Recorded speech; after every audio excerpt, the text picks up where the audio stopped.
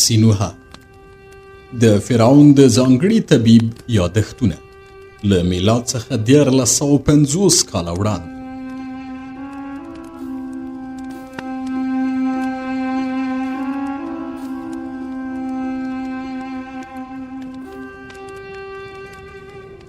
دوه پنځوسم څپرکی حیرانوونکی پیوند.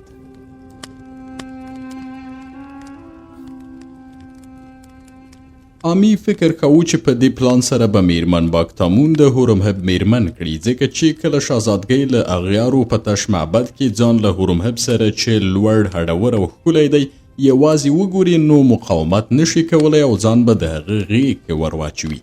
خو ملکې نفرتیتي چې له هورمهب سره یې رخه او کینه درلوده او د علت په هکله یې ما مخکې خبرې کړې وې، نو نه یې غوښتل چې شهزادګۍ باکتامون د هورمهب میرمن شي. تل به یې له هورمهب څخه شهزادګۍ ته شکایتونه کول، په تیره بیا د هورمهب د ذات او نسل د ټیټوالي په هکله به یې ورته خبرې کولې.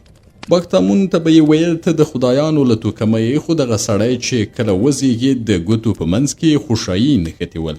که دغه سړی له تا سره تفریح وکړي ستا وینه به چټله کړي او بیا به دې څوک د خدایانو توکم نه بولي. دغو دواړو میرمنو په دې وخت کې یو پلان جوړ کړ چې یوازې د یوې ښځې چل او مکر دغه پلان عملي کولی شي، ځکه کله چې د یوې ښځې روح له کینې ډک شو د هیڅ شي ان د ځان پروا هم نه کوي او ټولې سیاسي، پوځي او ټولنیزې ګټې ترې ځاروي. تر دې مخکې چې ووایم د دغو دوو میرمنو پلان څه و، باید یادونه وکړم کله چې ما په سوریه کې د هاتي لښکرو ته د سولې وړاندیز وکړ زه ورته حیران شوم. ما چې د هاتي له روحیې او سخت جنګه کوم معلومات درلودل تمه مې نه کوله چې هغوی دې په سوریه کې سوله وکړي، ځکه که فرض کړو چې په لسو نورو جنګونو کې سوریه ماتې خوړلې وای نو د هغوی خپل هیواد ته کوم تاوان نه رسیده، ځکه چې سوریه د دوی اصلي هیواد نه و. که هورمهب د خپلو پرلپسې بریاو له کبله نه وای مغرور شوی نو هغه به هم زما په شان د هاتي د سولې وړاندیز ته حیران شوی و. خو هغه له کبر او غرور پرته غوښتل چې له سوریې سره سوله وکړي چې وکړی شي تبس ته ستون شي، خپلو کارونو ته ورسیږي او شهزادګۍ باکتامون خپله میرمن کړي.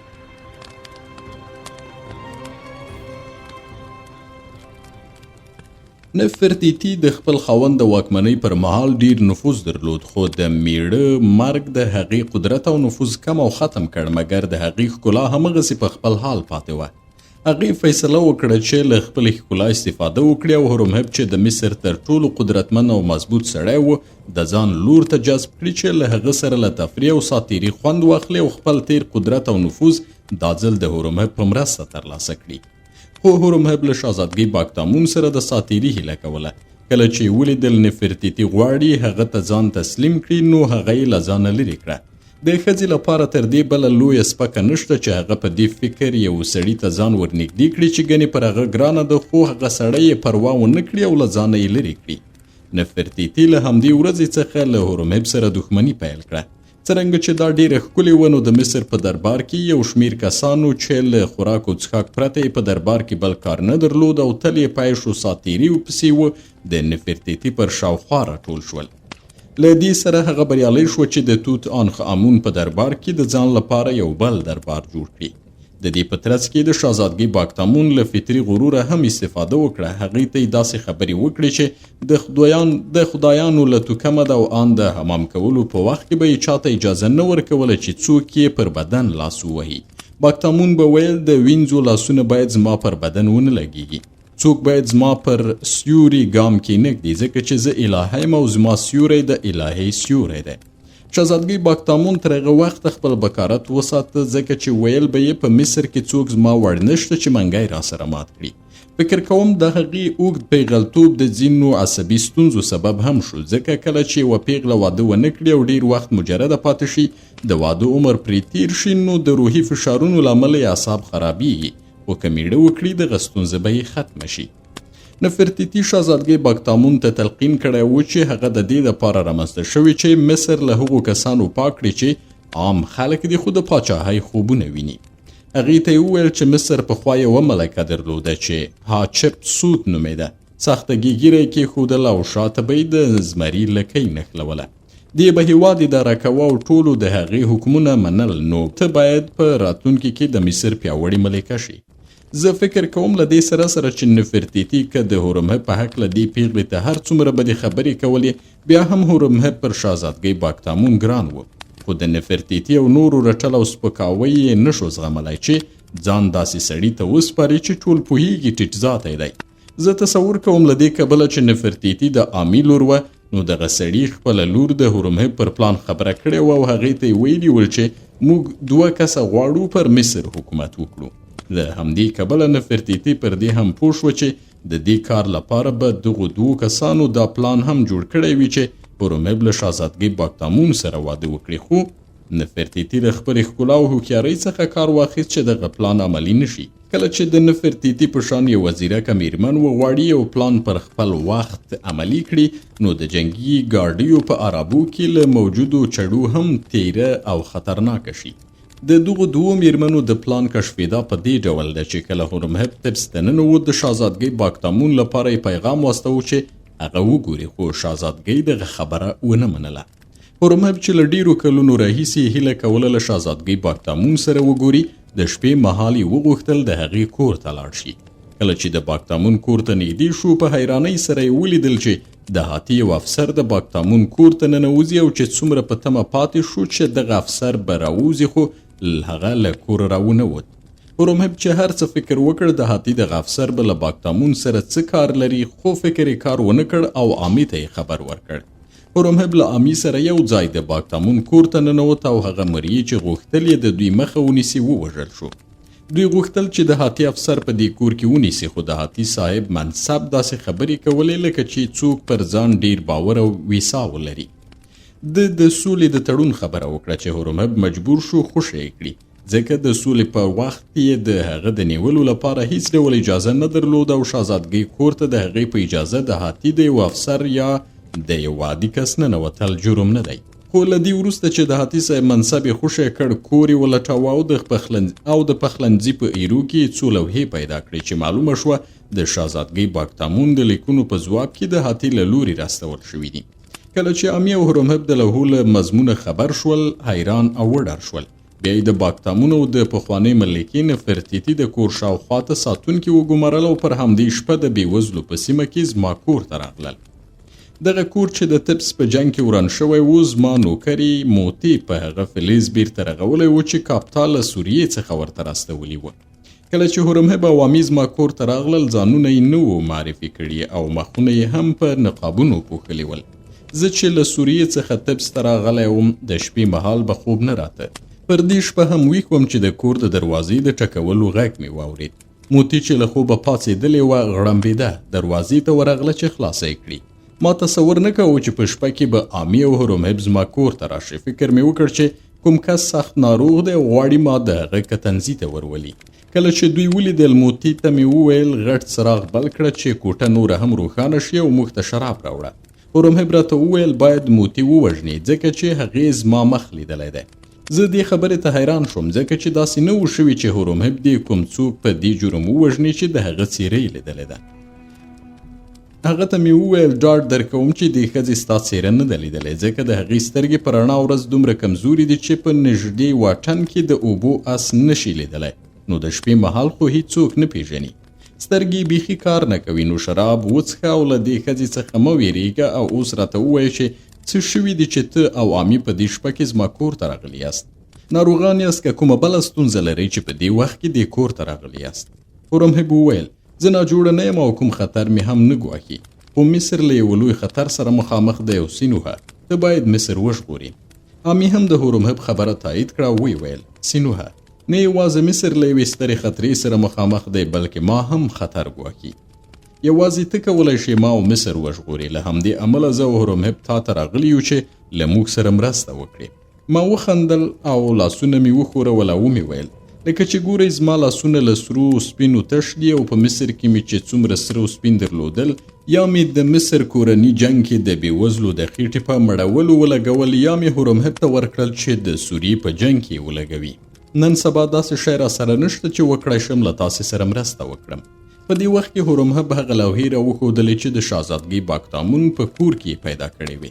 که څه هم دغه لوحې ټولې دهاتي د پاچا شوبیلو لیوما له لوري میرمن باکتامون ته لیکل شوی وي، خو د هغوی له ځوابه سړی پوهېده چې شهزادګۍ باکتامون د هاتي پاچا ته څه لیکلي دي. د هر لیک د ځواب په سریزه کې د میرمن باکتامون د لیک د مضمون یوه برخه هم لیکل شوې وه. داسې ښکارېده چې شهزادګۍ باکتامون په خپلو لیکونو کې د هاتي پاچا ته لیکلي ول چې زه د فرعون لور او ډېره ښکلې هم یم. په مصر کې داسې څوک نشته چې له ما سره د واده کولو وړتیا ولري. اورېدلي مې دي چې ته ځوانان زامن لرې، نو خپل یو زوی ما ته مصر ته راواستوه چې زه ورسره منګی مات کړم او هغه زما میړه شي. له دې وروسته چې هغه له ما سره منګی مات کړ، په مصر کې به زما په واکمنۍ کې شریک شي او له موږ وروسته به زموږ بچیان په مصر کې حکومت وکړي. د هاتي له لوحو دا خبره سپینه شوه چې شوبیلو لیوما کله چې د شهزادګۍ لومړنی لیک ترلاسه کړ حیران شوی و او فکر یې کړی و چې باکتامون نیت لري هغه وغولوي او ملنډې پرې ووهي. د په پټه مصر ته یو استازی استولی و چې پوه شي دغه لیک سم او ریښتونی دی که څنګه. له دې وروسته چې د هغه استازي په پټه له میرمن باکتامون سره وکتل، پوه شو چې لیک سم دی. میرمن باکتامون د دغه استازي په لاس بل لیک د هاتي پاچا ته واستوه او ورته یې ولیکل چې د مصر خانان او د امون کاهنان د دې پلویان دي او د هاتي له یوه شهزاده سره د هغې واده تاییدوي. په دې وخت کې د هاتي پاچا پوه شو چې له شهزادګۍ باکتامون سره د خپل یو زوی په واده سره د مصر هیواد نیولی شي. د خپلو پوځیانو مشر او خپل زوی شوباتو ته یې وویل د هاتي او مصر په سوله پسې د فرعونیانو هیواد ته لاړ شه او له شهزادګۍ باکتامون سره واده وکړه. په داسې حال کې چې زه د لوحو په لوستلو بوخت وم، هورمهب له امي سره لانجې درلوده او ویې ویل امي له دې وروسته چې ما او تا د مصر دومره خدمتونه وکړل، آیا زما انعام همدا دی؟ که زه پوهېدی چې ته دومره نالایقه یې چې په طبس کې زما ګټې نشي خوندي کولی، نو د خپلو ګټو د خوندي کولو لپاره به پخپله مصر ته راغلی وم او یا دا چې یو تکړه کس به مې د دې کار لپاره ګمارلی وی. که ما یو ړوند سپی هم په طبس کې د خپلو ګټو د خوندي کولو لپاره ګمارلی وی، ستا په پرتله به یې زما ګټې ښې خوندي کړې وی او اجازه به یې نه ورکوله چې په طبس کې زما پر خلاف دومره ستره دسیسه وشي. امي په رښتیا چې ته تر هغه ټولو منفور سړی یې چې ما په خپل عمر کې لیدلی دي. له دې وروسته بله چاره نه لرم مګر دا چې طبس د خپلو عسکرو په وسیله ونیسم او پرې نږدم چې دغه واده وشي.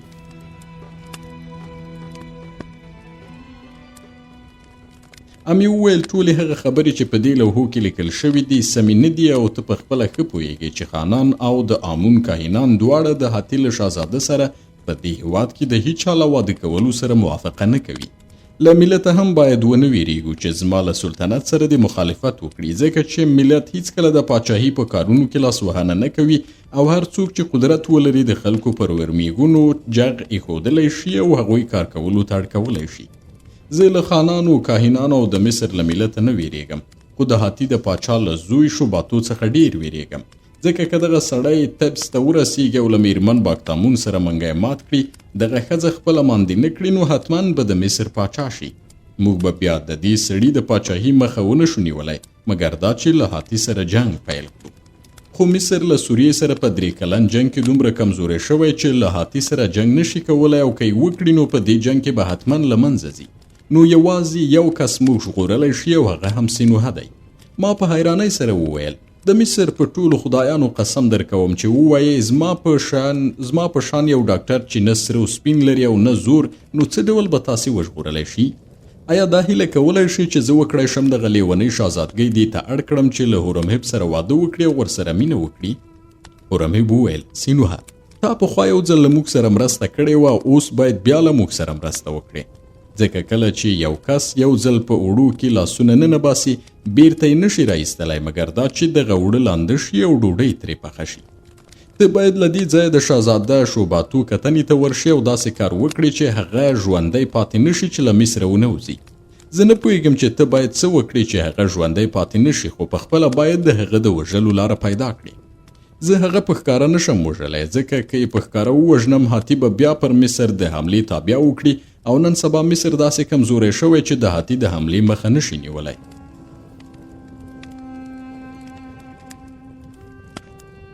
زه د دې خبرې په اورېدو وویرېدم، زنګنونه مې ورېږدېدل، زړه مې په درزا شو او کله چې مې غوښتل خبره وکړم ژبه مې په خوله کې بنده شوه او په تړتړي حالت کې مې وویل که تاسې ولیدل چې ما یو ځل له تاسې سره مرسته کړې نو هغه د دې لپاره و چې غوښتل مې یو لیونی فرعون وژغورم ځکه چې اخناتون په خپله ډیر کړېده او د هغه ژوند مصر له تباهۍ سره مخامخ کاوه.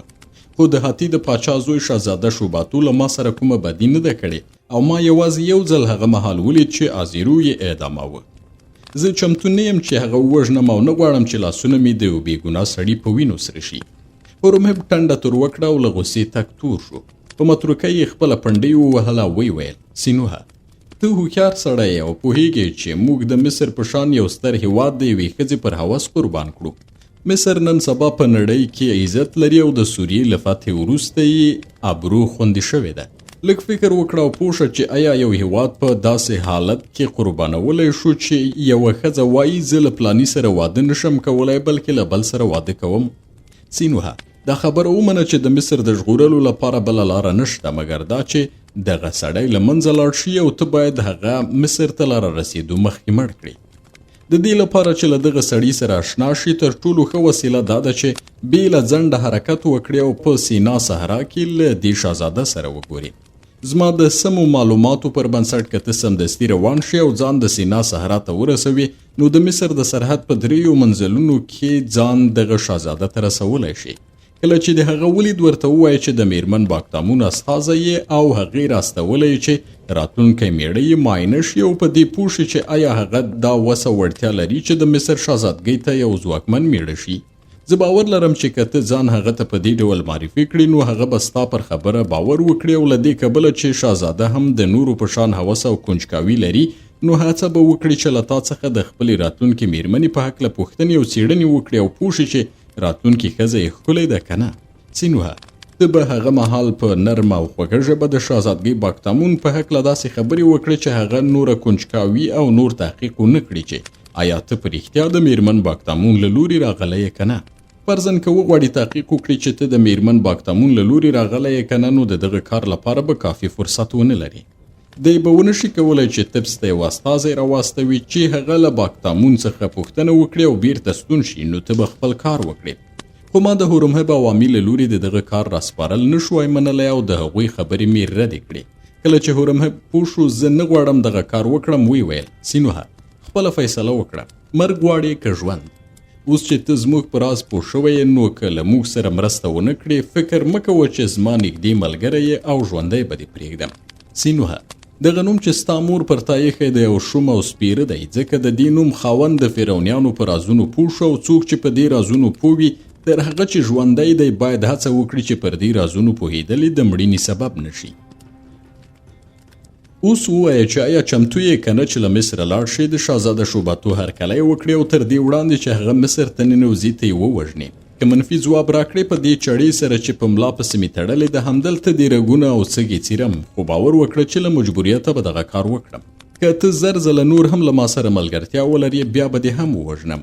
ما او تا پخوا هم یو جنایت کړی چې هغه د فرعون اخناتون قتل و خو هغه جنایت مو د مصر د ژغورلو لپاره وکړ.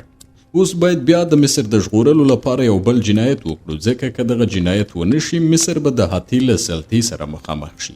ومې ویل هورمهبه ما له مرګه مه ویروه او په دې پوه شه چې یو ډاکټر له مرګه نه ډارېږي. هورمهبه د چړې له لاس دې لاس لرې کړه ځکه چې ستا چاړه زما د جراحۍ تر چړې ډېره پڅه ده او زه له چړې کرکه کوم. خو ته په دې پوه شه چې زه د مرګ له ویرې ستا وړاندیز نه منم بلکې له دې امله دغه غوښتنه منم چې پوهېږم خبره دې سمه ده باید مصر له هاتي څخه وژغورو. هورمهب وویل آفرین له دې وروسته چې ته د هاتي شهزاده ته ورغلې او هغه پوه شو چې ته د هغه د راتلونکې میرمنې له لوري ورته راغلی یې نو تا ته به ډېرې ډالۍ هم درکړې چې ډېر شتمن به شي. ما وویل د هغه ډالیو ته مې سترګې نه دي نیولې. که زه حریص سړی وای نو ټول هغه سره او سپین موریان او وینځې چې درلودې مې هر څه به مې ساتلې ول خو ته پوهېږې چې ما دا ټول له لاسه ورکړل. زه باوري یم چې وبه وژل شم ځکه کله چې د شهزاده شوباتو شاوخوا کسان وګوري چې ما یې د پاچا زوی وروژلی دی نو ما به ووژني. زه لا تر اوسه نه پوهېږم چې څه ډول به دغه سړی ووژنم خو دغه کار به د مصر د ژغورنې لپاره وکړم. پوهېږم چې دا هم د هغو نورو پیښو په شان ده چې زما په قسمت کې وي او لازله د اسمان ستورو دغه پیښې زما په قسمت کې لیکلي دي.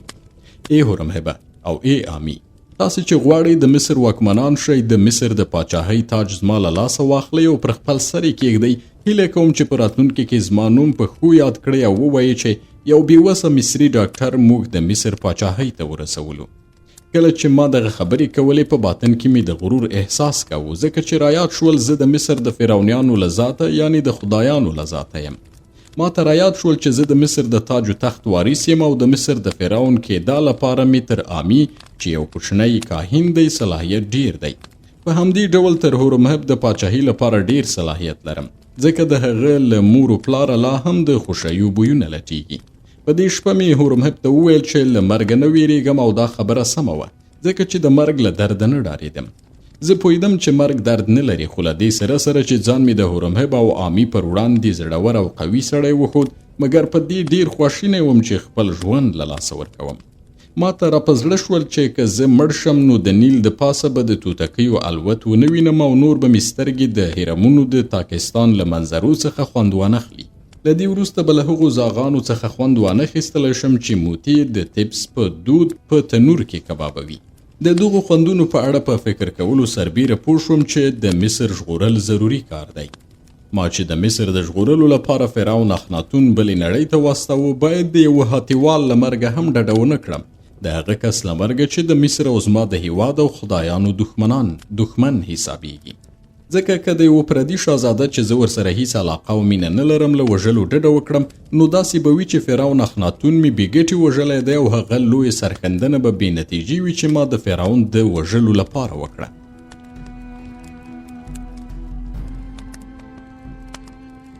په دې شپه چې آمی او هورمهب زما په کور کې ول، دغه ټول فکرونه مې په ذهن کې تېرېدل او کله به د دغو دوو کسانو اصلي څېره زما تر سترګو شوه.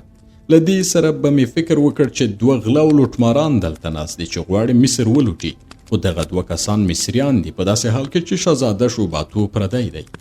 هورمهب ته مې وویل تا چې اوس فیصله کړې د مصر د پاچاهۍ تاج پر سر کړې، نو په دې پوه شه چې د پاچاهۍ تاج ډیر دروند دی.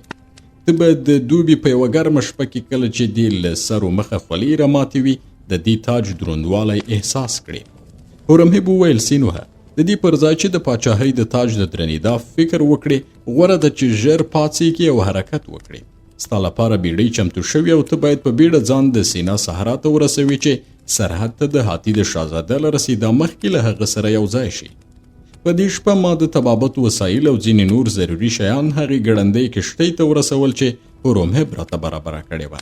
په دې شپه موتی زما لپاره د تبس په دود په تناره کې یو غاز کباب کړی و چې لږه برخه مې په ماخوستن کې وخوړه او پاتې برخه مې بیړۍ ته راسره یوړه چې په لاره یې وخورم او شراب مې هم له ځان سره واخیستل.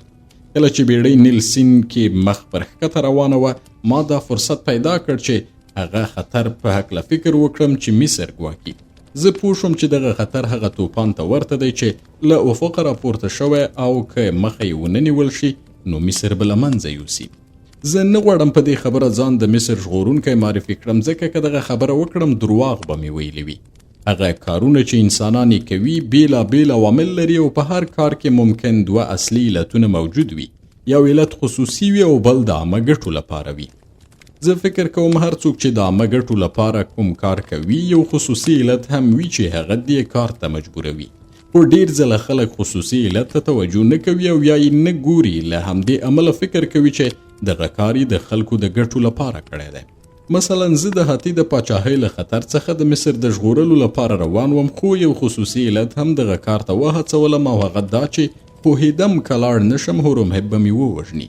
خو له دې ټولو سره له ځان او وجدان څخه شرمېدم چې ولې د یو سړي د وژلو لپاره روان یم، مګر پر دې هم پوهېدم چې د هغه وژل مصر ژغورلی شي. یو ځل بیا مې ځان یوازې ولید او پوه شوم چې کوم ملګری او غمخور نه لرم. هغه راز چې ما په خپل زړه کې درلود دومره خطرناک و چې که رسوا شوی وای خو زرګونو کسان به وژل شوي ول، نو له هیڅ چا سره مې نشو شریکولی. ما د هاتي د شهزاده د ژغورلو لپاره له چا څخه مرسته نشو اخیستلی، ځکه که بل څوک په دې راز خبر شوي وای نو په کوڅه او بازار کې به ټول پرې خبر شوي ول. ما باید د هاتي د شهزاده د وژلو لپاره له ډېرې چالاکۍ کار اخیستی وای، ځکه پوهېدم که د شهزاده شاوخوا کسان پوه شي چې ما د هغوی د پاچا زوی وژلی نو ما به په ډول ډول شکنجو ووژني. یوه شکنجه دا وه چې په ژوندینې به څرمن راڅخه وباسي، ځکه د هاتي خلک په شکنجه ورکولو کې د نړۍ تر ټولو تکړه استادان دي. کله به مې فکر کاوه چې دغه کار ونه کړم، وتښتم، په یوه لرې هېواد کې ژوند وکړم او مصر پر خپل حال پرېږدم چې هر څه کیږي پر ما یې څه. که تښتېدلی وای نو د نړۍ حالات به بدل شوي ول او د نړۍ تاریخ به په آینده کې بل ډول شوی و.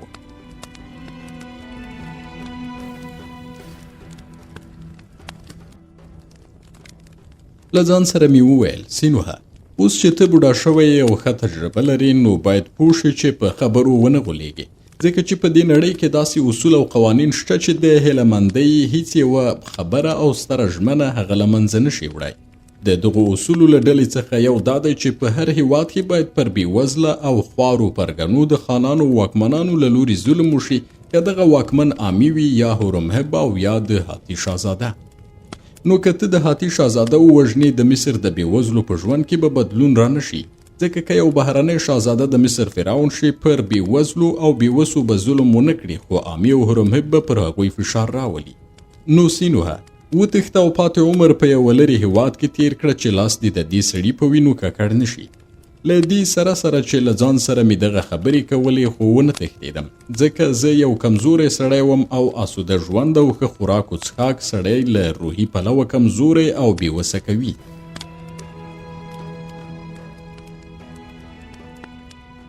کله چې یو کس له ښه او سوکاله ژوند سره روږدی شي، داسې کمزوری کیږي چې د نورو تالی څټی ترې جوړ شي او د هغوی لپاره جرم او جنایت کوي. زه فکر کوم سوکاله ژوند، ښه خوراک او څښاک او د مریانو او وینځو درلودل انسان داسې روږدی او لټ کوي چې په دغسې کسانو کې ځینې چمتو دي مړه شي، خو نه غواړي چې ژوند یې بدل شي. لامل یې دا دی چې دوی د راتلونکي ژوند له مجهولاتو ویریږي او وایي ښایي دغه ښه خواړه، جامې او سوکاله ژوند به بیا ونه مومم. له دې کبله چې زه یو کمزوری کس وم، نو له هغه برخلیکه مې ځان نشو ژغورلی چې ستورو راته په نظر کې نیولی وم. له همدې کبله مې د تېښتې فکر له سره ویوست او فیصله مې وکړه چې شوباتو ووژنم.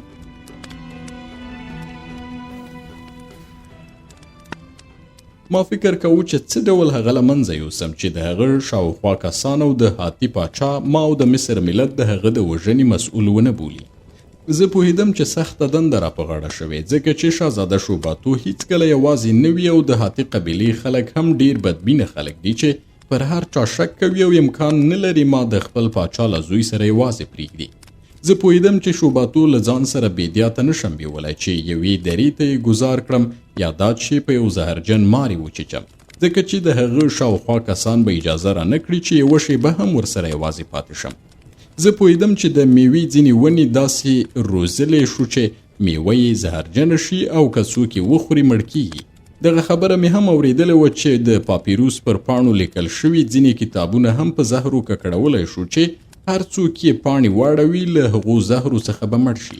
خو د سینا په صحرا کې مې له دغو وسایلو څخه استفاده نه شوه کولی، ځکه چې په زهرو د ککړو میوو روزل یا په زهرو د کتاب د پاڼې ککړول وخت او مناسب ځای ته اړتیا لري او شاهزاده شوباتو کتاب لوستونکی کس هم نه و چې په زهرو ککړ کتاب ورکړم. که په دې سیمه کې کاپتا موجود وای، له هغه مې مرسته اخیستلی شوه. پوهېدم چې هغه ډېر چالاک سړی دی او د غیر عادي حل لارو په موندلو کې استاد دی، خو کاپتا په سوریه کې و چې له خلکو څخه خپل پورونه واخلي.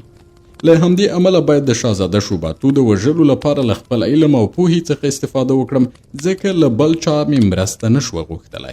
که شوباتو ناروغ وای نو وژل یې ماته سخت نه و او د دې وس مې درلود چې په علمي اصولو هغه بلې نړۍ ته واستوم چې څوک شک هم ونه کړي. یوازې ډاکټران پر دې پوهېدی شول چې ما هغه وژلی دی، خو ډاکټران د هغه نالیکلي قانون له مخې چې دوی ټول ورته پام کوي د خپل همکار پر جنایت پرده اچوي.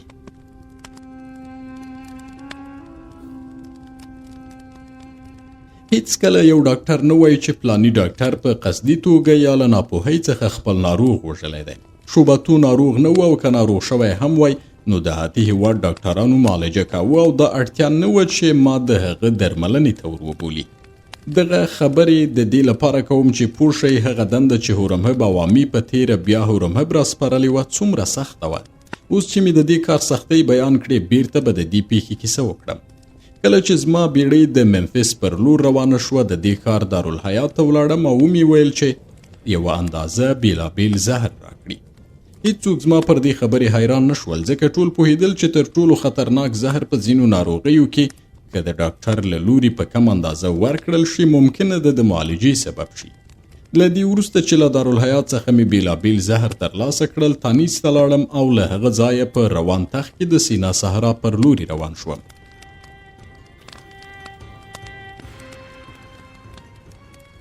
لکه څرنګه چې هورمهب ویلي ول څو جنګي ګاډیو ته دنده سپارل شوې وه چې په هر ځای کې له ما سره وي چې په لاره کې غله راته ستونزې پیدا نه کړي. د شوباتو د مسافرت په هکله د هورمهب معلومات دومره دقیق ول چې د تانیس د ښار په 3 مزلونو کې د اوبو د یوې کوچنۍ ویالې ترڅنګ شوباتو ته ورسېدم. ومې لیدل چې هغه دلته اړولي او یو شمېر عسکر او نوکران هم ورسره ول. د هاتي د پاچا زوی په اډه کې ډېر خره موجود ول. زه پوه شوم چې د دغه خرو کاروبار هغه ډالۍ دي چې شوباتو یې مصر ته وړي او شهزادګۍ باکتامون ته یې ورکوي. په دې کمپ کې یوه درنه او لوی جنګي ګاډۍ هم لیدل کېده. وامې وریدل چې یوه وړه او سپکه ګاډۍ هم د کشف لپاره مخکې تللې ده. ځکه د هاتي پاچا چې خپل زوی مصر ته استاوه پوهېده چې هورمهب په باطن کې مصر ته د هغه ځوان زوی په ورتګ خفه دی، نو له خپل زوی سره یې یوه کوچنۍ خو تکړه جنګي ډله هم واستوله چې که هورمهب د شهزاده لپاره کوم بد نیت ولري دغه جنګي ډله به ترې دفاع وکړي.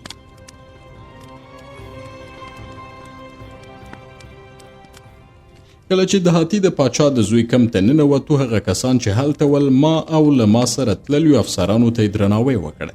ځکه د هاتي دود او رواج دا دی کله چې پوهیږي له یو چا څخه کوم شی په اسانه او له جنګ پرته ترلاسه کولی شي نو تر هغه یې درناوی کوي چې دغه کسان تر خپلې سلطې لاندې راولي. کله چې دا کار وشو بیا یې نو له پوسته کوي او یا یې سترګې ډندوي او په ژرندو کې تړي چې تیل پرې جوړ کړي. د هاتي کسانو مرسته وکړه چې د شهزاده شوباتو د کمپ ترڅنګ موږ هم خپل کوچنی کمپ جوړ کړو، خو د دې لپاره چې موږ د بیدیا له غلو او زمریانو وساتي یو شمېر ساتونکي زموږ د کمپ شاوخوا ودرول. کله چې شوباتو خبر شو زه د میرمن باکتامون له لوري راغلی یم، زه یې ور وغوښتلم. د هغه کېږدۍ ته چې ورغلم او هغه مې په لومړي ځل له نږدې ولید، روښانه او ځلېدونکي سترګې درلودې. کله چې ما هغه د سوریې په مجیدو ښار کې له لرې لیدلی و د هورمهب په څنګ کې ولاړ او نشه و، ځکه خو یې سترګې هم لوېدلې او بېنوره وې. خو په دې ورځ مې ولیدل چې ښکلي او روښانه سترګې لري او له دې کبله چې فکر یې کاوه زه د میرمن باکتامون له لوري راغلی یم نو له ډېرې خوشحالۍ او کنجکاوۍ یې سپږمې ورېږدېدلې. ویې خندل او سپین غاښونه یې ښکاره شول.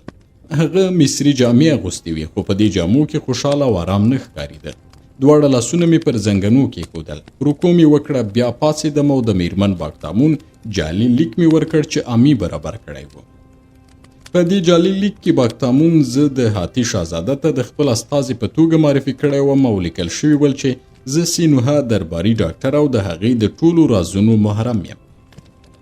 له دې کبله چې د شهزادګۍ له ټولو رازونو خبر یم نو راتلونکی میړه هم باید خپل رازونه له ما پټ نه کړي، باید زما پوښتنو ته سم ځوابونه راکړي او پر ما بشپړ باور وکړي. شوباتو وویل سینوها له دې کبله چې ته درباري ډاکټر یې او زما د راتلونکې میرمنې په ټولو رازونو پوهیږي زه هم له تا څخه هیڅ شی نه پټوم. درته وایم چې کله ما له شهزادګۍ باکتامون سره واده وکړ مصر به زما د هیواد په شان وي. فیصله مې کړې چې د مصر ټول قوانینو ته غاړه کېږدم او له همدې امله مې مصري جامې اغوستې دي. اوس د مصر دودونه او رواجونه زده کوم چې کله هلته لاړم نو څوک راته د پردي په سترګه ونه ګوري. زړه مې ډېر غواړي چې ډېر ژر د مصر سیل ځایونه وګورم او د مصر د خدایانو له قدرته خبر شم چې له دې وروسته به زما خدایان هم وي. خو تر هر څه ډېر مې زړه غواړي خپله راتلونکې میرمن وګورم ځکه چې پوهیږم له باکتامون سره یوه سلطنتي کورنۍ جوړوم. نو د هغې په هکله راته خبرې وکړه او دا راته وویه لکه څنګه چې مې اورېدلي آیا هغه ښکلې ده که نه. راته وویه چې د هغې ونه لوړه ده که ټیټه او څنګه دي، آیا د بدن شاته پراخ او لویه ده که نه. سینوها له ما څخه هیڅ شی مه پټوه او که پوهیږي چې د میرمن باکتامون په بدن کې کوم عیب وي هغه راته وویه، ځکه همغه ډول چې زه په تا باور لرم ته هم باید پر ما اعتماد وکړې. د شوباتو اعتماد له دې ډېر ښه معلومېده چې د کېږدۍ شاوخوا یې وسلوال کسان ولاړ ول او زما تر شا هم څو تنه نیزه لرونکي ساتونکي درېدلي ول چې که زه کوم شکمن اقدام وکړم نو دوی به خپلې نیزې زما په بدن کې ننباسي. خو ما داسې وښوده چې ګنې هغوی نه وینم او ومې ویل میرمن باکتامون د مصر تر ټولو ښکلې ښځه ده او له دې کبله چې د خدایانو سپېڅلې وینه لري تر اوسه پورې یې خپل پیغلتوب ساتلی دی. دی نه غوښتل د داسې کس میرمن شي چې د هغې وړتیا ونه لري، نو له همدې امله له تا څخه لږ زیات عمر لري. خو د یوې ښکلې میرمنې عمر ډیر مهم نه وي، ځکه چې د هغې ښکلا هغه تل تانده او ځوانه ښیي. میرمن باکتمون د سپوږمۍ په شان مخ لري او سترګې بیضوي دي. که ته یې سترګې وګورې، صبر او حوصله به بایلې. د شهزادګۍ ونه ډیره دنګه ده او نه ډیره لنډه او د بدن شاته پلنه ده. دغه موضوع له طبي پلوه د دې ښودنه کوي چې هغه ډیر بچان زیږولی شي، خو د شهزادګۍ ملا د مصر د نورو میرمنو په شان نری ده او له همدې امله یې زه رالیږلی یم چې زه تا وګورم او پوښتنه درڅخه وکړم چې آیا د هغې لپاره به یو ښه او پیاوړی میړه شي؟ ځکه شهزادګۍ چې ته د خپل خاوند په توګه د ځان لپاره وړ کس ګڼلی یې، تمه لري چې ته د یوه میړه په توګه خپله دنده په سمه توګه ترسره کړې.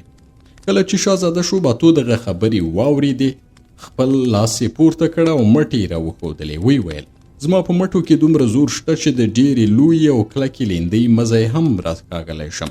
که پر کوم خره سپور شم او دواړه ورنونه تر فشار ورکړم، نو د خره هډوکي به ورمات کړم. څیره مې همدا ده چې ته یې ګورې، کومه نیمګړتیا نه لري او تر اوسه مې نه یادېږي چې ناروغ شوی وم. ومې ویل: شوباتو، داسې ښکاري چې یو بې تجربې ځوان یې او د مصر له دودونو څخه خبر نه یې.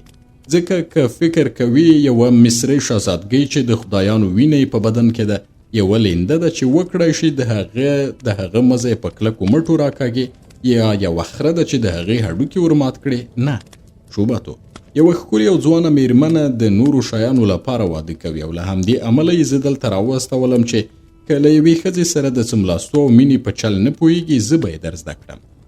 شوباتو پر دې خبرې سخت غوسه شو چې نارینه‌توب یې له پوښتنې سره مخامخ شوی. لاسونه یې سره ومروړل او په کېږدۍ کې موجودو افسرانو وخندل. خو شوباتو نه غوښتل چې پر ما په قهر شي، نو خپله غوسه یې تېره کړه او بیا یې وویل: سینوهه، ته فکر کوي چې زه یو ماشوم یم او ملا مې له کومې ښځې سره تفریح نه ده کړې؟ ما تر ننه پورې تر 2 ځلونو ډېر له 80 ښځو سره تفریح کړې او ټولې له ما راضي وې. که ستا شهزادګۍ یو ځل هم له ما سره څملي، پوه به شي چې دهاتي د هېواد نارینه د نړۍ تر ټولو تکړه کسان دي. ومې ویل: دا خبره منم، خو تا څو شېبې وړاندې وویل چې زه هېڅکله ناروغ شوی نه یې، په داسې حال کې چې زه ستا له سترګو پوهېږم چې خېټه دې ښه نه ده او تا کړوي. د ډاکټرانو یو چل چې وکړی شي له شتمنو څخه سره او سپین ترلاسه کړي، دا دی چې ورته ووایي ته ناروغ یې. لامل یې دا دی چې که انسان هر څومره روغ هم وي، خو کله چې له ډاکټره واوري چې ناروغ دی، نو د ناروغۍ احساس کوي. انسان چې څومره روغ هم وي، کله چې د ډاکټر دغه خبره واوري، ورپه زړه کېږي چې تېره شپه نه و ویده شوی، یا پرون چې کله له خوبه پاڅېد د کسالت احساس یې کاوه، او یا یې وړمه شپه ډوډۍ نه ده خوړلې. د دغه ډول خبرو پر زړه کول ان ډېر روغ سړی هم قانع کولی شي چې ډاکټر سمه خبره کوي او دی ناروغ دی، نو باید د ځان معالجه وکړي. که دغه سړی شتمن وي، ډاکټر په دې ډول ډېر څه ترې ترلاسه کولی شي. خو ما د تمه لرونکي ډاکټر په پرتله چې د شتمنۍ د ترلاسه کولو لپاره یوه روغ کس ناروغ بولي، دغه امتیاز درلود چې پوهېدم د شهزاده شوباتو خېټه سمه نه ده. ځکه هر څوک چې له سینا دښتې تیر شي، د سینا صحرا په نهرونو کې یو ډول ماده یعنی سودیم هایدروکساید شته چې کله انسان وخوري اسهال ورته پیدا کوي. که تیره بیا هغه کسان ژر اسهاله وي چې تل یې د سوریې خوندورې اوبه څښلې وي او د سینا صحرا له اوبو سره بلد نه وي. ما دغه طبي موضوع په سینا صحرا کې له ډیرو سفرونو وروسته زده کړې وه او پوهېدم چې هر څوک سینا صحرا ته داخل شي او دغه ماده یعنی سودیم هایدروکساید له اوبو سره وخوري، اسهالېږي. شوباتو زما په خبرې حیران شو او ویې ویل: سینوهه، ته څنګه په دې خبرې پوه شوې؟ ومې ویل: ستا له سترګو پوه شوم چې خېټه دې ښه کار نه کوي، په داسې حال کې چې داسې نه وه او د شوباتو سترګې روښانه وې او پر دې ناروغۍ یې هېڅ دلالت نه کاوه. د هاتي شهزاده وویل: خو زما یو ډاکټر هم په دې خبرې پوه نه شو چې همغه ډول چې ته وایې زما خېټه خرابه ده او همدا نن څو ځله قضایي حاجت ته لاړم. له دې خبرې وروسته شهزاده څو ځله پر خپل تندي لاس کېښود. ویې ویل: احساس کوم چې زما ټنډه ګرمه ده، سترګې مې درنې دي او ځان راته سم نه ښکاري. ومې ویل: خپل ډاکټر ته ووایه چې دارو درمل درکړي چې ستا د خېټې مشکل حل شي او نن شپه آرام ویده شي، ځکه چې د سینا صحرا د اسهال ناروغي ډېره خطرناکه ده. زه چې ډاکټر یم، په وار وار مې د مصر یو شمېر عسکر لیدلي چې له همدې ناروغۍ څخه په بیدیا کې مړه شوي دي. لا تر اوسه څوک د دغې ناروغۍ په علت نه پوهېږي. ځینې کسان وایي چې دغه ناروغي د سینا صحرا د سوځنده بادونو له امله پیدا کیږي ځکه چې ځینې دغه بادونه زهرجن دي. ځینې خلک عقیده لري هغه ملخان چې په دې بیدیا کې الوزي دغه ناروغي رامنځته کوي او ځینې هم دغه ناروغي د اوبو له امله بولي. خو له دې کبله چې ښه ډاکټران لري هغوی ته ویلی شي چې تا معالجه کړي. زه باوري یم چې نن شپه به په ارامه تیره کړي او سبا به د مصر پر لور روان شي. خو کله چې شهزاده دغه خبرې واورېدې په فکرونو کې ډوب شو او بیا یې خپلو افسرانو ته وکتل، څه یې ونه ویل. خو زه پوهېدم چې په زړه کې راته وایي سینوهه ته چې دغه ناروغي پیژنې د هغې درمل هم ته جوړ کړه او راباندې وخوره. له دې سره چې زه پوهېدم چې هغه غواړي څه شی ووایي خو چوپتیا مې غوره کړه او ځان مې ناګاره کړ. شوباتو وویل ولې ته پخپله دغه درمل نه راکوې چې زما ناروغي ورسره معالجه شي؟ ما خپل لاسونه وښورول او ورته مې په لوړ غږ چې ټولې واورې وویل زه هیڅکله دغه کار نه کوم ځکه که زه کوم درمل درکړم او ستا ناروغي نوره هم سخته کړي نو ستا ډاکټران او افسران به سملاسي ما تورن کړي او وبه وایي چې ما قصداً دغه درمل درکړي دي چې ستا وضعیت نور هم خراب کړي. نو غوره ده چې ستا خپل ډاکټران تا معالجه کړي او درمل درکړي. شهزاده وخندل او ویل سینوهه ستا نصیحت ګټور دی او زه به خپل ډاکټر اعزار کړم چې ورته ووایم درمل راکړي چې د خېټې ستونزه مې ښه شي ځکه زه غواړم له تا سره ډوډۍ وخورم او له تا څخه د میرمن باغتامون په هکله واورم. بله دا چې هره شیبه دې ته متوجه شم چې له خپلې کېږدۍ څخه د قضای حاجت لپاره ووځم. بیا شهزاده شوباتو خپل خاص ډاکټر راوغوښت. ما ولیدل چې هغه شکاکي او تریو سړی دی. خو له دې وروسته چې پوه شو زه ورسره سیالي نه کوم تنده یې ورین کړ او مسکی شو. د شهزاده د حکم په اساس د قبضیت درمل ورکړل او له دې وروسته چې لومړی دغه ډاکټر درمل وڅکل بیا یې شهزاده ته ورکړل. کله چې ډاکټر هغه ته قبضیت درمل ورکړل زه خوشحاله شوم ځکه کوم زهر چې ما هغه ته ورکول ښه اغیز کوي چې سړی قبض وي. په داسې حال کې چې دا اسهال په وخت ممکن ډیر زهر د هغه له بدنه ووځي اغیز یې پاتې نشي او هغه ونه وژني. تر هغې مېلمستیا وړاندې چې شهزاده زما په ویاړ برابره کړې وه زه خپلې کېږدۍ ته لاړم او یو منګی د زیتون تیل مې وخوړل ځکه چې پوهېدم کله چې سړی ډیر زیتون وخوري که بیا کوم ډول زهر هم وخوري اغیز پرې نه کوي. بیا مې په شرابو کې لږ زهر ګډ کړل او دغه شراب مې په یوې سراهۍ کې واچول. ښه ځیر شوم چې په کوچنۍ سراهۍ کې له 2 جامونو زیات شراب نه وي. سر مې وربند کړ، په خپل جیب کې مې کېښوده او د ډوډۍ د خوړلو لپاره د شوباتو کېږدۍ ته لاړم. د ډوډۍ خوړلو په وخت کې مې د شهزادګۍ باغتامون او د مصریانو د سکس او عشقونو په هکله خبرې وکړې. شهزاده زما خبرو ته په کړس کړس خندل او کله کله به یې زه په شا وټپولم تر دې پورې چې ویل یې له دې سره چې ته یو مصری یې خو مجلس د ډیر خوږ دی. زه چې د مصر د شهزادګۍ باغتامون میړه شم تا به خپل ډاکټر کړم.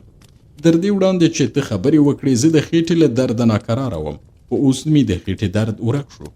تا د مصر د عشق او سکس په هکله خبرې وکړې خو د هاتي د خلکو له عشق نه یې خبر. کله چې زه ستاسې هیواد ته ننوځم خپلو عسکرو او افسرانو ته مې وویل چې د هاتي هیواد د ژوند رودي مصریانو ته وروښیي چې هغوی هم پوه شي په دې ډول له ژونده ډیر خوند اخیستلی شي. د شهزاده نوکرانو چې زموږ په شانې ډوډۍ خوړل او د خپل شهزاده په شانې شراب څښل زموږ له خبرو یې خوند اخیست او هیجاني شوي ول. دوی هم د شهزاده خبرې په خندا سره بدرګه کولې. شهزاده شوباتو په خپله هم شراب وڅښل او په نورو یې هم وڅښل. وی ویل سینوهه کله چې شهزادګۍ باغتامون زما میرمن شوه هاتي او مصر به سره یو شي او بیا به هیڅ پاچا ونه کړی شي زموږ پر وړاندې مقاومت وکړي ځکه چې موږ به په نړۍ کې تر ټولو مضبوط او قدرتمند یو.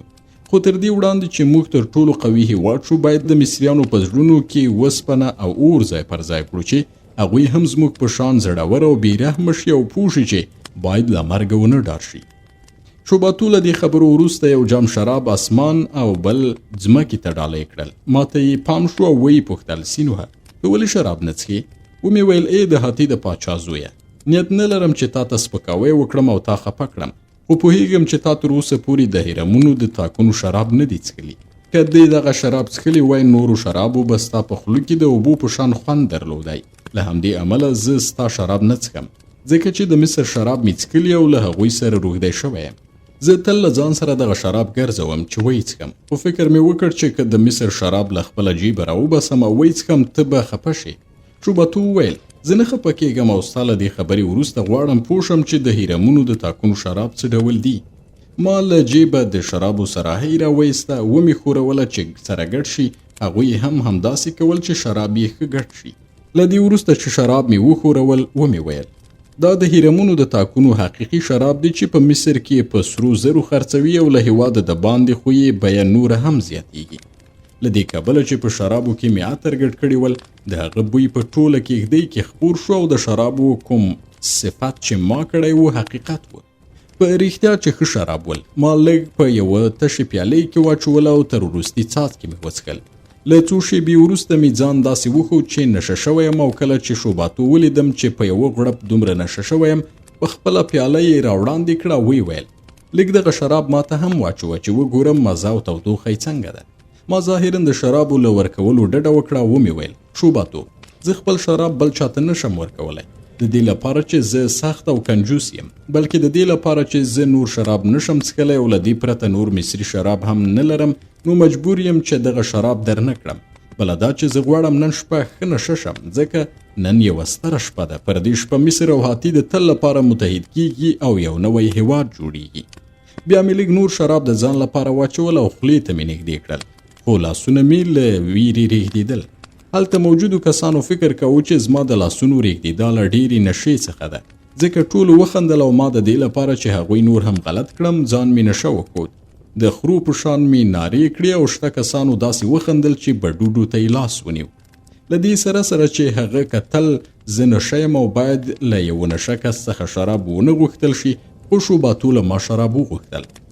هغه داسې کس نه و چې له ما کوم شی وغواړي او څوک یې ورنه کړي. د هغه غوښتنه چا نه شوی ردولی. زه د دې غوښتنې پر وړاندې تسلیم شوم ځکه چې بله چاره مې نه درلوده او یوه پیاله مې له شرابو ډکه کړه او ور مې کړه. شوباتو لږ شراب بوی کړل بیا یې شاوخوا وکتل ته وا له نورو پوښتنه کوي چې دغه شراب وڅښي که نه. زه پوهېدم چې شوباتو په وروستیو شیبو کې ډار شوی دی خو جرأت یې نشو کولی چې خپل پیشمرګی راوغواړي او لومړی دغه شراب پرې وڅښي چې پوه شي شراب په زهرو ککړ دي که نه. هغه ویرېده چې که خپل پیشمرګی راوغواړي زه به خفه شم او فکر یې کوو چې لا هم ماته اړتیا لري ځکه چې ممکنه ده زه د هغه په هکله شهزادګۍ باکتامون ته ناسم راپور وړاندې کړم. له همدې کبله ښایي شهزادګۍ له ده سره واده کولو پښیمانه شي. له همدې امله یې د شرابو ډک جام ماته نږدې کړ او ویې ویل سینوهه له دې کبله چې ما سره ملګری یې او زه غواړم له دې وروسته له تا سره ډېره ملګرتیا وکړم نو تا ته اجازه درکوم چې زما له جامه لږ شراب وڅښې. ما ظاهرا په ډېرې خوشحالۍ سره جام له هغه واخیسته او یو غړپ شراب مې ترې وڅښل.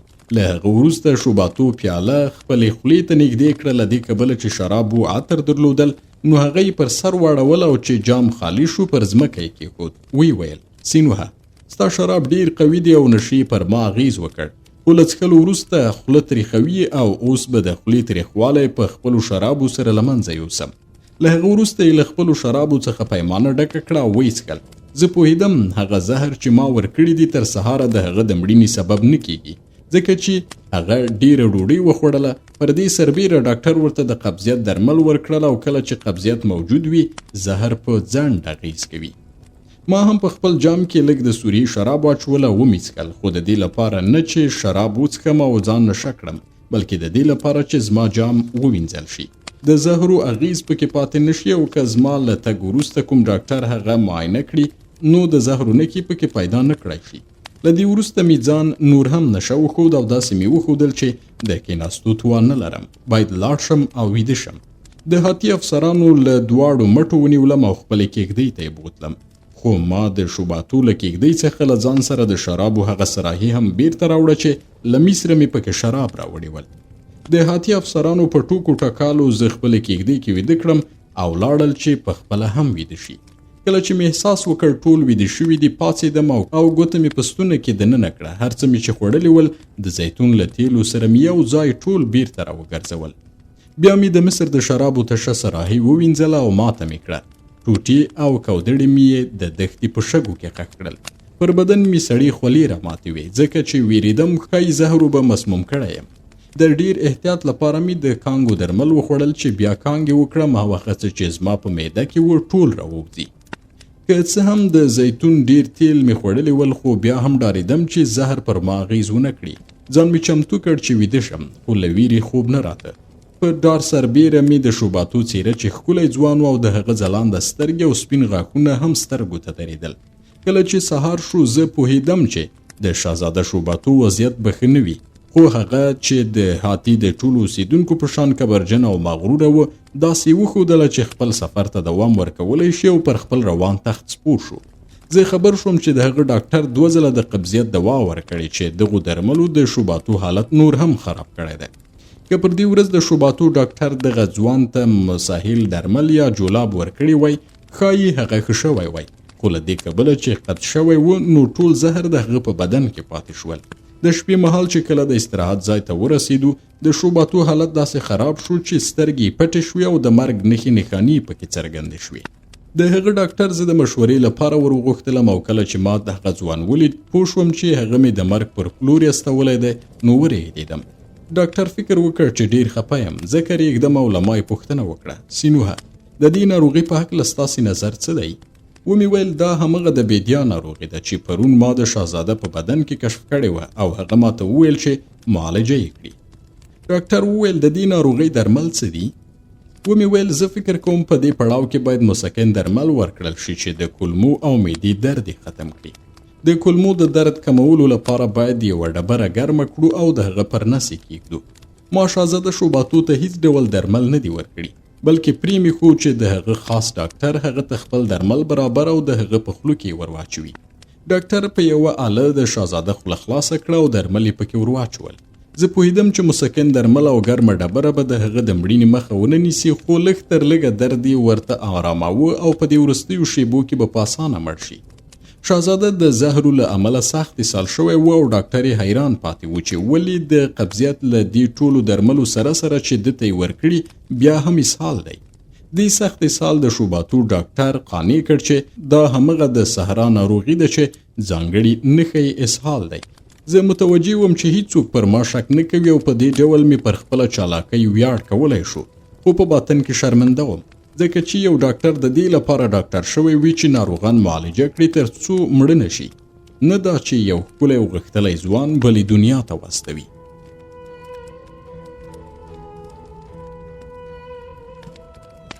دغه کار د هاتي تر ټولو وحشي سرتیرو په نیزو او چړو سره هم کولی شو.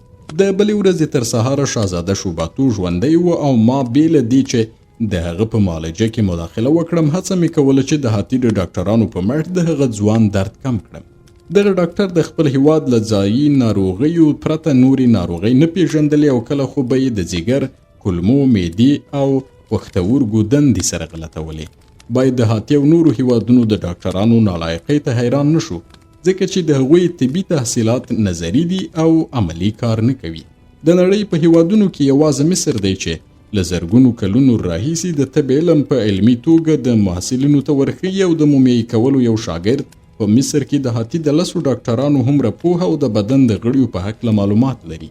دا ځکه چې هر ورځ د بدن غړي ګوري او د هر غړي په نقص پوهیږي. د مصر د مومیایي کوونکو پوهه دومره زیاته ده چې کله د مړي خېټه پرانیزي پوهیږي چې هغه په کومه ناروغۍ مړ شوی دی.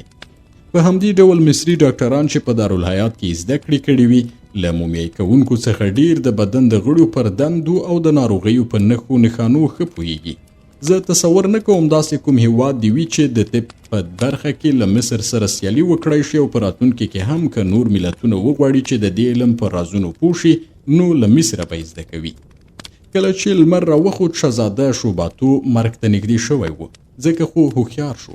کله چې مرګ ته نږدې کیږي او ژوند چې زموږ د ټولو دردونو لامل دی پای ته رسیدونکی شي نو بدن نور د درد احساس نه کوي او له دې کبله چې د ژوند کړاو له منځه ځي حواس او هوښیاري بیرته راستنیږي. شوباتو هم په دغه وخت کې هوښیار شوی و. د هاتي افسران یې راوغوښتل او هغوی ته یې وویل هیڅوک زما د مرګ مسؤلیت نه لري، بلکې زه د صحرا د ناروغۍ له امله مرم. زه د دې سره سره چې د هاتي تر ټولو ستر ډاکټر زه معالجه کړم او د مصر لوړ مقام ډاکټر سینوها هم ورسره مرسته کوله، خو زه معالجه نه شوم. یا د اسمانونو او ځمکې اراده ده چې زه باید مړ شم او یا د سینا صحرا زما د مرګ حکم کړی دی چې د مصر د خدایانو ټاټوبی دی. زما له خولې څخه زما پلار ته ووایاست او تاسې هم پوه شئ چې له دې وروسته باید د هاتي سرتیري سینا صحرا ته رانشي، ځکه چې دغه صحرا زموږ د تباهۍ سبب کیږي او زما مرګ دغه خبره ثابتوي. ټول پوهیږي چې په همدې بیدیا کې مو ماتې وخوړه او د هاتي جنگي ګاډۍ چې تل یې سوبه کړې وه په همدې بیدیا کې تباه شوي. زما له مړینې وروسته دغو 2 تنو ډاکټرانو ته چې هڅه یې وکړه ما معالجه کړي، ښې ډالۍ ورکړې او سینوها ته چې کله مصر ته ستون شوې شهزادګۍ باکتامون ته زما سلام ورسوه او ورته ووایه چې زه هغه له هغې ژمنې معافوم چې له ما سره یې کړې وه، خو افسوس کوم چې ولې زما عمر له ما سره ملګرتیا ونه کړه چې هغه د دې او زما په خوښه د هاتي شهزادګۍ کړم. هغې ته دا هم ووایه اوس چې زه مرم بیا هم د هغې فکر کوم او د هغې په خیال بلې نړۍ ته ځم. شهزاده شوباتو په داسې حال کې چې مسکی و له دې نړۍ یې سترګې پټې کړې او زه د هغه مسکا ته هیڅ حیران نه شوم، ځکه ځینې کسان چې د مرګ په وخت له بدني دردونو خلاصیږي له دې کبله چې ځان آسوده احساسوي او ښکلې منظرې په فکر کې مجسموي نو مسکی شي. د هاتي افسرانو د شهزاده مړی په یوه ستره تغاره کې کېښود، تغاره یې له شرابو او شاتو ډکه کړه، سر یې وربند کړ چې مړی خپل هیواد ته ستون کړي او د هغې غونډۍ پر سر یې خاورو ته وسپاري چې نور شهزادګان او د هاتي پاچاهان پکې ښخ دي. دغو افسرانو چې زه په ژړا ولیدم له ما سره یې مینه پیدا شوه، پر یوه لوحه یې ولیکل سینوهه د شهزاده شوباتو په مړینه کې مسؤلیت نه لري، هغه په صحرا کې د اسهال د ناروغۍ له امله مړ شو. دغه راز یې پر لوحه ولیکل سینوهه د هاتي له ډاکټرانو سره یو ځای ډیره هڅه وکړه چې شهزاده معالجه کړي خو بریالی نه شو. هغوی پر دې لوحه د ارواښاد شهزاده او خپل مهرونه ولګول، ځکه چې فکر یې وکړ مصر هم د هاتي په شان دی او که زه د شهزاده د مرګ خبر میرمن باکتامون ته وروړم هغه به ما ووژني او تصور به وکړي چې د هغې راتلونکی خاوند ما وژلی دی. کله چې مې غوښتل مصر ته ستون شم د شوباتو د وصیت په اساس یې ما ته ډېرې ډالۍ راکړې او زه د مصر پر لوري رهي شوم. په دې کې مې شک نه کوو چې د دې شهزاده په وژلو سره مې مصر ته لوی خدمت کړی دی او توره خاوره مې د هاتي د پاچاهانو له خطره ژغورلې ده، خو مصر ته د دې ستر خدمت له امله مې ویاړ هم نه کاوه.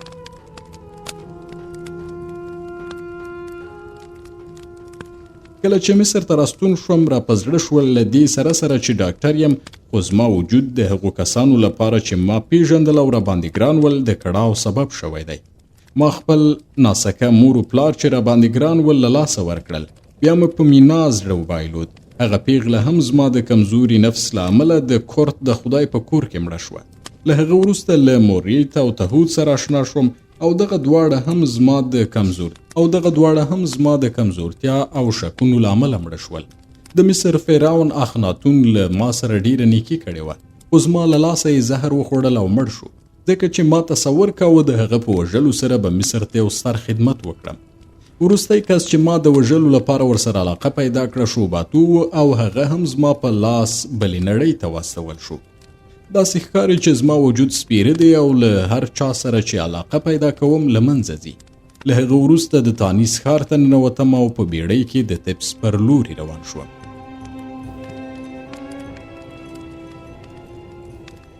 زما بیړۍ د زرینې ماڼۍ یا سلطنتي ماڼۍ پر وړاندې ودرېده او زه ماڼۍ ته ننوتم. آمی او هرومهب هلته ول. ما ورته وویل ستاسې هیله پوره شوه او شهزاده شوباتو د سینا په صحرا کې مړ شو. د هغه مړی له شرابو او شاتو څخه په یوه ډکه تغاره کې واچوه او هاتي ته یې ولېږداوه. هغه به بیا مصر ته راستون نشي او د دغه هیواد لپاره به ستونزې پیښې نه کړي. دواړه په دې خبره ډېر خوشحاله شول او آمی له سلطنتي خزانې څخه یو زري امیل را پر غاړه کړ.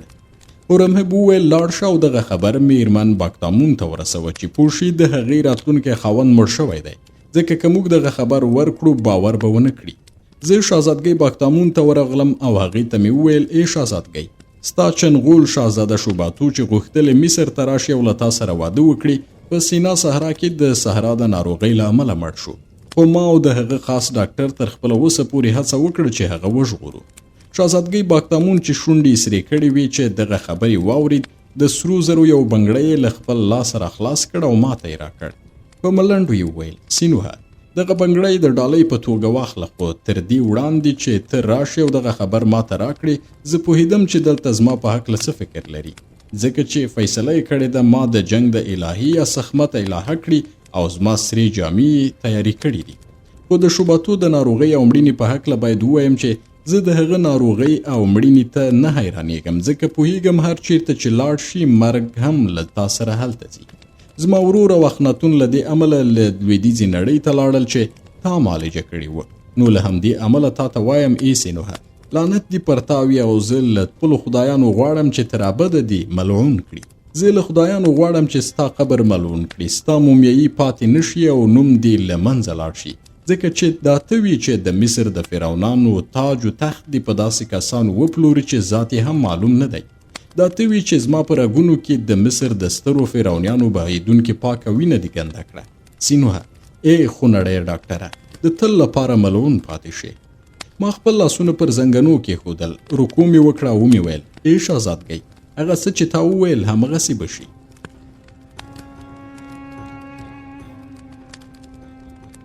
کله چې زه له زرینې ماڼۍ څخه بهر راووتم، شهزادګۍ امر وکړ چې په ما پسې تر سلطنتي ماڼۍ پورې ټوله ځمکه جارو کړي، چې ځمکه زما له ککړتیا او پلیتۍ څخه پاکه شي. عامي کاهنانو ته امر وکړ چې د فرعون جنازه په وادي السلاطین کې پراته قبر ته ولېږدوي. ډېری هغه چایان چې فرعون غوښتل په خپل قبر کې کېږدي د عامي له لوري ولوټل شول، او کله چې د قبر دروازه بنده کړه نو کاهنانو چې عامي ورته ډېر رشوت ورکړی و فیصله وکړه چې نوموړی د مصر فرعون شي. هورمهب د مصر په واټونو او څلور لارو کې خپل سرتیري ځای پر ځای کړل چې کله عامي د تاج ایښودلو او تبرک لپاره د امون معبد ته ځي نو خلک بلوا ونه کړي. خو هیچا د اعتراض غږ پورته نه کړ، ځکه چې خلک له لوږې په تنګ شوي ول او ملت هغه خره ته ورته و چې بار کړی وي او د متروکې او چوکۍ په زور یې په یوه بېپایه سړک کې روان وي چې د ډېرې ستړیا له کبله خپل خاوند په لغته هم نشي وهلی. په کومه ورځ چې عامي معبد ته روان و پر خلکو یې ډوډۍ او شربتونه وویشل. دا چې خلک وږي ول نو دغو خوړو پرې اغیز وکړ او د هورمهب لپاره یې نارې ووهلې. خو هوښیار کسان پوهېدل چې مصر کې عامي یو نمایشي او چټي فرعون دی. اصلي قدرت د هورمهب په لاس کې دی، خو هغوی په دې حیران ول چې ولې دغه سړي د پاچاهۍ تاج نه دی پر سر کړی. خو هورمهب پوهېده چې څه کوي، ځکه چې د مصر د ملت د بدبختۍ دوره لا پای ته نه ورسېدلې او باید مصریان بیا هم جنگ وکړي. دوی باید د هیواد په جنوب کې د کوش یعنی تورپوستو ټاټوبي له خلکو سره جګړه وکړي. پر دې سربیره د سوریې جنگ هم د یوې موقتې سولې له مخې ارام شوی و او د ختیځ واکونو د سولې د تړون پر اساس په سوریې کې څو ستر او کوچني تکیه ځایونه درلودل او هوښیاران پوهېدل چې بیا به هلته جنگ وشي. هورمهب چې د مصر د ملت لپاره د دغو بدبختیو اټکل کاوه، لیوال و چې دغه بدبختۍ د عامي د پاچاهۍ په وخت کې رامنځته شي چې خلک پوه شي دغه ستونزې او ناخوالې د عامي د پاچاهۍ له امله دي. له دې وروسته چې جنگ پای ته ورسیږي نو هورمهب به د جنګونو د سوبمن ژغورونکي او د سولې د خدای په توګه مصر ته راستون شي او ملت به پوه کړي چې له ده وروسته د سوکالۍ او نیکمرغۍ وخت دی او پخپله به د مصر فرعون شي. عامي د هورمهب په پلان نه پوهېده، یا خو پوهېده مګر فکر یې کاوه چې هورمهب د دغه پلان د اجرا وخت او وسیله نه لري. قدرت او شتمنۍ عامي نشه کړ او هڅه یې کوله چې له خپل عمر او پاچاهۍ څخه استفاده وکړي. خو پر هغه ژمنه یې وفا وکړه چې له هورمهب سره یې د اخناتون د مرګ په وخت کې کړې وه او شهزادګۍ باکتامون یې هغه ته وسپارله.